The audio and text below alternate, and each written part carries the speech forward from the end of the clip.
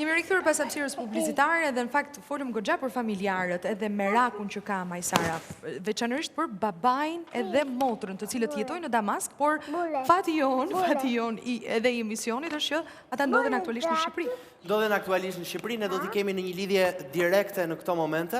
Në fakt ashtu siç na i prezantoi Amina, do doja që t'i prezantoja edhe unë, gjyshi Abud dhe Halla Safa. Përshëndetje. Në këto momente ndodhen në Tiranë. Janë në shtëpinë e Majsara, besoj. Është vizita e tyre e parë apo jo? Është vizita e parë. Besoj, do na ndihmosh në përkthim ato çfarë do thot babai edhe motra juaj. I përshëndesim një herë, dua që ti thuash përshëndetje dhe faleminderit që pranuan për këtë lidhje. بيسلموا عليكم الاستوديو وشكرا لكم انكم قبلتم الدعوه. Duke qenë se është vizita e parë e tyre. Faleminderit për ftesën në programin tuaj. Edhe faleminderit edhe një herë. Me që është vizita e parë e tyre, dua të di ndonjë përshtypje, si ju duket Shqipëria. Faleminderit, papi thot faleminderit për ftesën.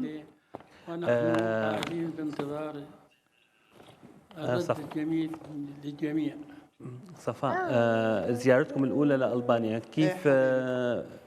كيف شايفين أنتم ألبانيا؟ ألبانيا أول شيء شكرا لهم قبولهم إنه نحن نزورهم ونشوف بلادهم حلوة كتير ورائعة. شوي ونتمنى لهم ثواني شوي. Faleminderit Shqipëria thotë që ka afruar këta mundësi për të bashkuar familjen, thotë. Shqipëria është vendi shumë i bukur. Mund të kemi Safa. وهي بلد كتير حلوة ورائعة وشعبها طيب وناس طيبين جدا. نتمنى لهم كل الخير. Shqipëria është vend prapë shumë i bukur, njerëzit janë shumë miqësor dhe ne urojmë vetëm të mira për juve. Majsara, sa i bie që t'janë bërë shumë vite që ju nuk jeni takuar me njëri tjetrin? 10 vite afërsisht. 10 vite, do me thënë pas 10 vite që ju takoheni. Takimi i parë. Takimi i parë. Duhet këtë qenë emocionuese, besoj. Babai duhet këtë qenë shumë i emocionuar. Ai ishte qartë. Gjysh Abudi, kur i pa për herë të parë fëmijët e Majsara edhe Reneidës, si u emocionuat shumë? لما شفت الأولاد للمرة الأولى ولما شفت رينيدا كيف كانت مشاعرك بابا؟ طبعا بابا فرحنا كثير إنه شفنا ريني. بابا؟ لا السؤال لبابا. أولا ألبانيا نعتبر نحن البلد الثاني إلنا. Shqipëria është وشعبها شعب كريم. vendi i dytë për neve, është si vendi jonë, shtëpinë tonë. مضياف للجماعة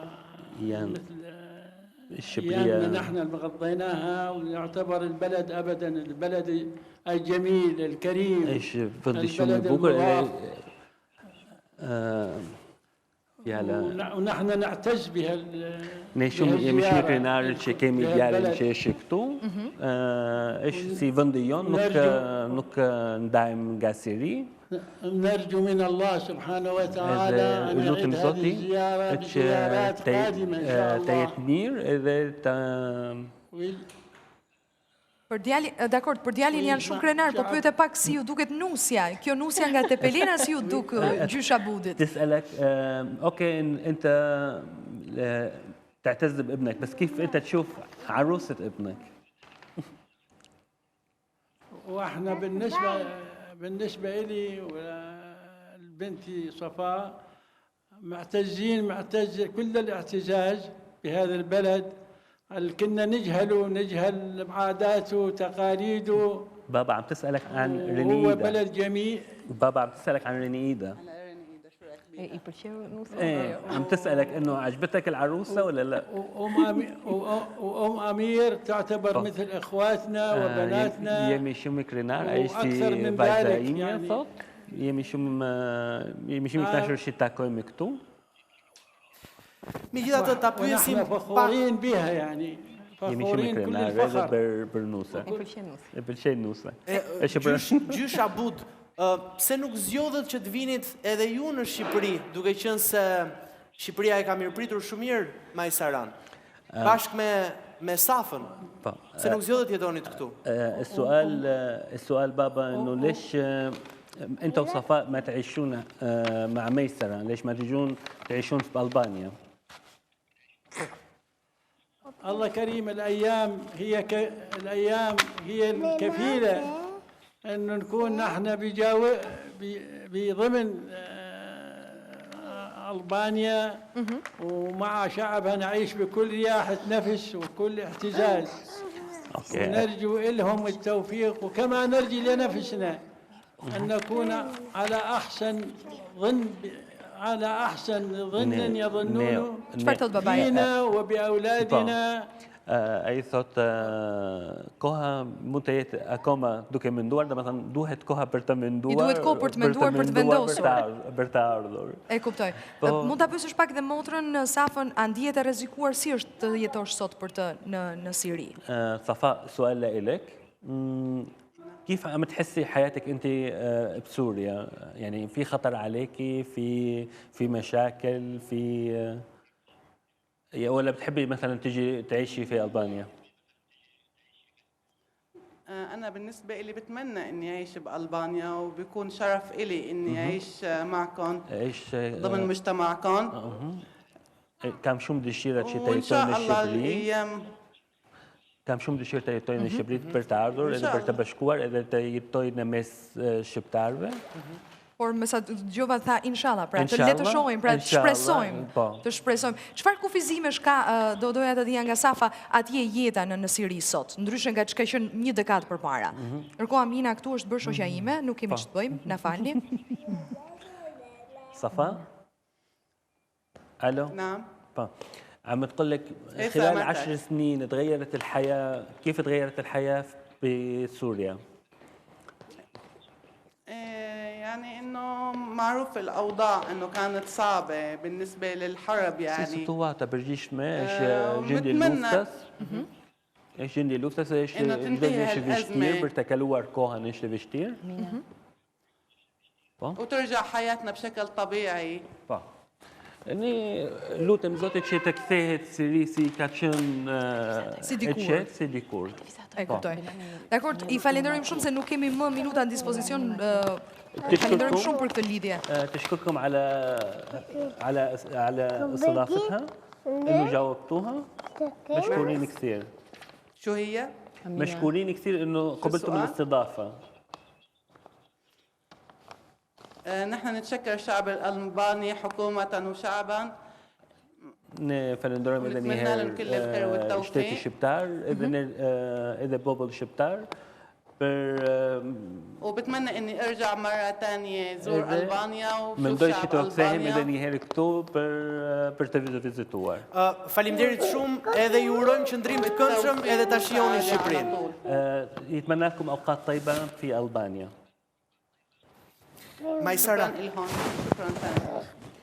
Majsara, përqendrohemi pak tek pjesa e udhëtimit. Sa e vështirë është tashmë të udhëtosh nga Siria për Shqipëri?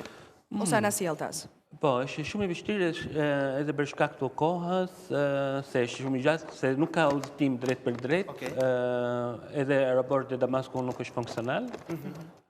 Domethënë do të ikte në Libani, Beirut. Aty nga Beiruti mund të marrësh avionin për të ardhur në Stamboll, edhe nga Stamboll pastaj e kuptoj, pra është e pamundur për të qenë. Domethënë do harxosh shumë kohë për të ardhur këtu, domethënë një ditë, po. Pra ka një lloj kufizimi për të udhëtuar edhe për të qëndruar. Normalisht është po, edhe situata është e vështirë për jati edhe për shkak të moshës, se është në moshë është e moshuar.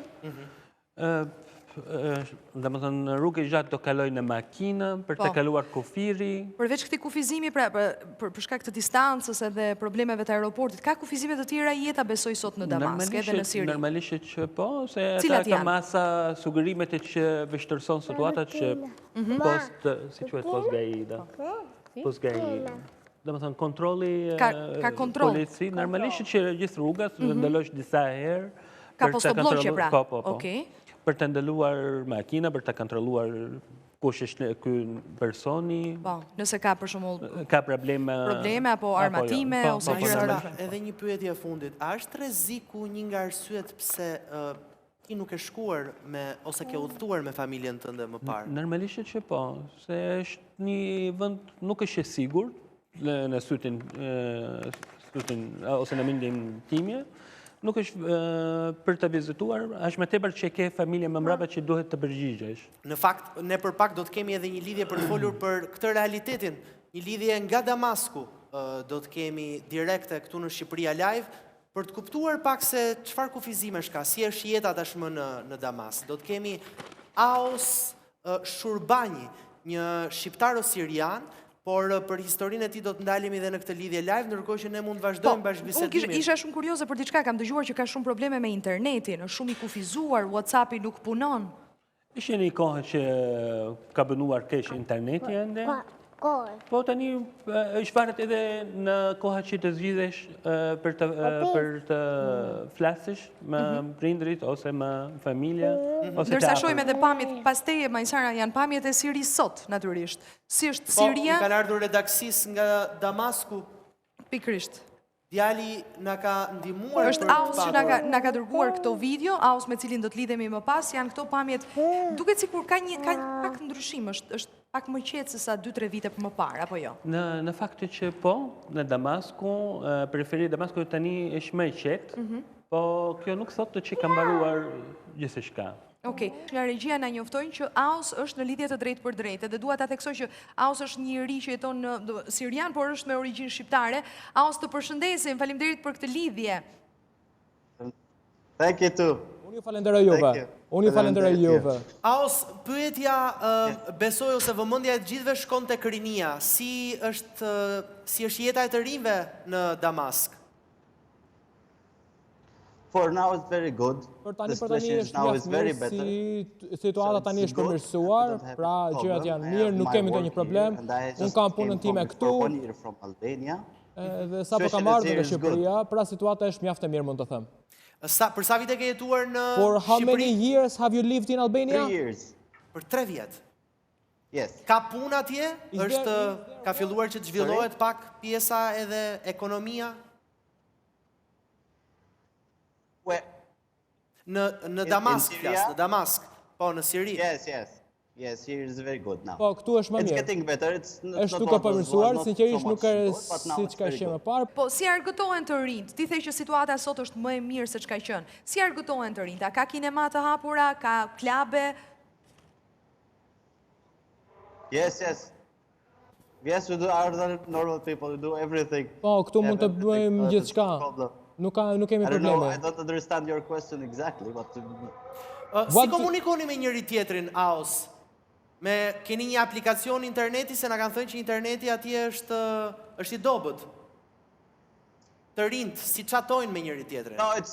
No, it's only my connection in my home, I have low speed. Tani flasëm përmjet një aplikacioni. E kuptoj. Pra, thjesht ka probleme Ausi me sa duket me internetin që nuk e ka shumë të shpejt. Me sa duket s'ka probleme për internetin.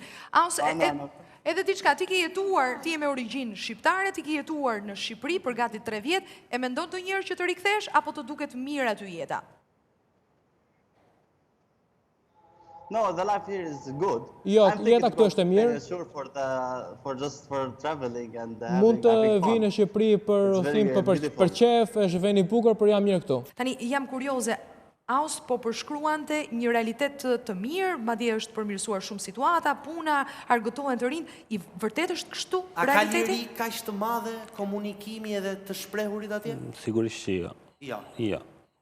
Ai flasë edhe më duk mua që ai ka frikë që të thotë vërtetën, të shprehet. Se çfarë mund të ndodh dikujt, po nëse shprehet kundër regjimit dhe thotë që situata është e keqe, që aty ka reprezalje, ka kontrolle, çfarë mund të ndodh Ausit? Te ik pas deli. Mbrapa deli. E kuptoj. Mbrapa diellit. E kuptoj. Majsara, ne në fakt zgjodhëm që këto komunikim mos ta bënim edhe me fëmijët këtu në studio, po ndonjëherë fëmijët i kemi edhe të pa kontrollueshëm. Po, Amerika është larguar, duhet ta themi se mungon tashmë në studio, ndërsa Amina është në qefin e vet. Është numëruar në studio dhe thotë pse s'më dalë. Është larguar, ka ikur me nënën me gjyshen për jashta se nuk qëndronte dot më. Ne në fakt kemi patur një komunikim të vazhdueshëm me kolegët tanë. Edhe sigurisht kur donim të bënim këtë bashkëbisedim, historia juaj është fantastike, po kur menduam që do kishim dhe një lidhje me familjarët e tu, pyetja që më erdhi e para ishte, a do të kishin ata lirim për të shprehur edhe për të folur? A e kishin ndonjë ndrojtje kur ja propozuan ju edhe gazetarët? Që të lidheshin pra, që të flisnin për emisionin. Normalisht kemi pasur frikë se normalisht ato do kthehen ande dhe të mos hapet një problem ose disa pyetje pse ka ndodhur kjo. Pse kanë folur. Pse kanë folur, se normalisht edhe po do të flasësh për një temë brezëri, mendoj unë, duhet të marrësh disa leje. Duhet marrësh leje. Leje ku në ministri? Në shërbim informativ aty. Shërbim informativ. Pra nëse do flasësh diku në një televizion, normalisht që është me kontroll të dinë ata për çfarë po flasësh, çfarë temë të flasësh. Po ekziston mundësia që ata të spionohen, nëse mund ta quaj kështu, pra dikush nga këtu të raportojë në Siri që ata kanë folur? Edhe mundet. Edhe mundet. Këtu ka sirian apo jo? Ka sirian të tjerë. E ke parafërsisht idenë sa mund të jenë me qindra, me mijëra? Jo, me qindra. Me qindra. Janë disa qindra sirian që jetojnë në Shqipëri, që kanë zgjedhur të vinë pas luftës, pra pasi shpërtheu lufta? Jo, në fakt ka pasur, domethënë ka disa sirianë që kanë ardhur në vitin 93-shi, 92-shi, sa i mori liri Shqipëria të themi. Kanë ardhur janë shumicë se atyre janë tregtar, edhe kanë me lidhje familjare, mërtuan. Në 2011 pati një emigracion të madh. Besoj disa prej tyre kanë ardhur dhe pas luftës. Kanë ardhur. Jam kurioze edhe për një gjë, ti ke ardhur, ke ndërtuar jetën këtu, ndihesh mirë, ju të dy keni një profesion shumë të mirë, dhe besoj edhe jetës goxha të mirë. Si ndihesh ti kur sheh histori për shembull si ajo e Alvinit të vogël, pra shqiptarëve që kanë shkuar në kampe dhe janë nëpër kampet siriane apo kanë zgjedhur të luftojnë në Siri? Çfarë mendon, realisht? Realisht, më vjen shumë keq e para për ata njerëz që po shkojnë aty, po humbasin jetën atyre kot. Për një gjë në mendimin tim fitojnë vetëm të tjerat nga kjo situata, edhe ata mund të thuash është vetëm benzina që të hidhesh për zjarin. Nuk ka asnjë për djalin, më vjen shumë keq që ka ndodhur këta situata kaq të vogël, të jetoj, domethënë në vende që të jetoj qetë, të marrë një zhvillim shkolla, jeta, argëtimi, të ngel në një kamp në Saharan e Sirisë. Sepse nuk i shërben askujt kjo luftë. Sara, me që jemi tek fëmijët. Të pyesin fëmijët, të pyesin fëmijët për Sirinë, a e keti një peng tëndin që do doje që t'ja tregoje, ta vizitoni? Normalisht që po, Amina kemi një siriane e vogël këtu, që gjithë kohën thot unë jam siriane. Unë jam siriane. Ajo thot që unë jam siriane. Amina ti je siriane? Apo shqiptare?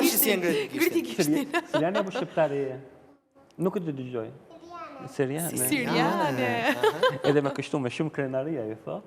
Më vjen keq që nuk mund të shkëtejmë, disa herë më ka kërkuar mua. Po, ka pyetur edhe për pesa familjen time, për gjyshin herën e parë që ka ardhur këtu. Si ja ke shpjeguar këtë situatën e vështirë?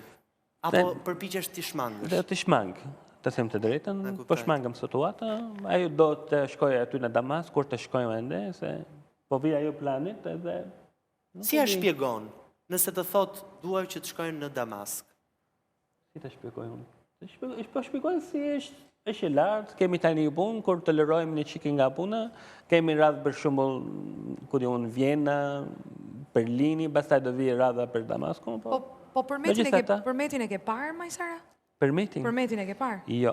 Tepelenën. Tepelenën të kërkojnë ndjes, Tepelenën. Tepelenën po, patjetër.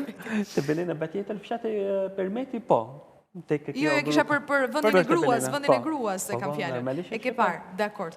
Po ndonjë gjellë interesante të veçantë nga Tepelena ta gatuan në Reneida apo Tepelena si të njëshin ka. Tani tek gjella duhet disa sa më do një gatim tradicional të veçantë. Mish të pjekur, po. Mish të pjekur. I pëlqen nga mish i pjekur. Me besheshin? Me përsheshim. Tani, nuk e di se sa fanse je ti e gatimit edhe kuzhinës, le ta mbyllim duke parë pak anët pozitive edhe me pak humor, po.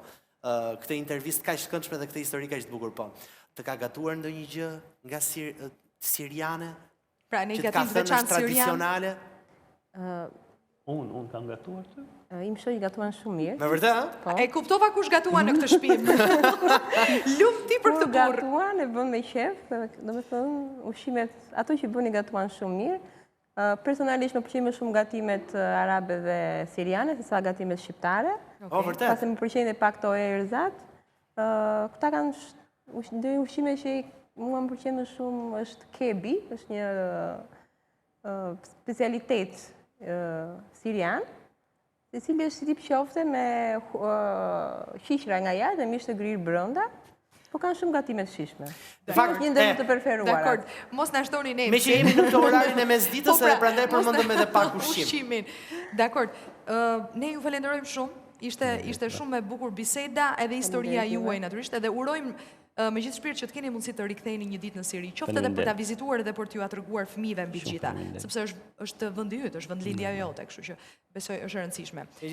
Po histori shumë e këndshme edhe faleminderit edhe një herë. Faleminderit juve. Edhe duam gjithashtu të falenderojmë edhe familjarët e tut, cilët ishin pjesë, Safën edhe Abudin, gjysha Abudin. Faleminderit. Jemi mbërritur kështu në fund, natyrisht Shqipëria live rikthehet nesër me të tjera tema interesante për të diskutuar. Deri atëherë mirupafshim.